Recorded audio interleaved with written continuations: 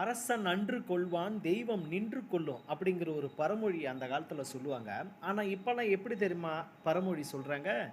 தெய்வம் அதெல்லாம் இப்பயே கேட்க ஆரம்பிச்சிடுச்சு. எதையும் பொறுத்து ஆள்றதில்ல தெய்வம் கூட அப்படின்னு சொல்லிட்டு. இது முற்றிலும் உண்மை.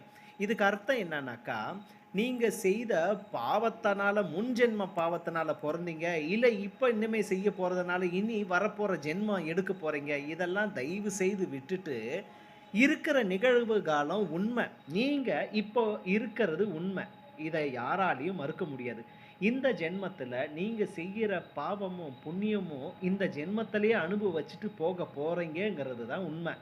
இதுல நீங்க செய்யறது நல்லதா இருந்தாக்கா, அது உங்க குடும்பமே, உங்களுடைய பிள்ளைகளோ, உங்களுடைய வாரிசே அனுபவிக்கும். ஆனா நீங்க செய்யற தீயதா இருந்தாக்கா, அது நீங்களும், உங்களுடைய குடும்பம் தான் பாதிப்புக்கு உள்ளாகும். யோசிச்சு, சிந்திச்சு செயல்படுங்க.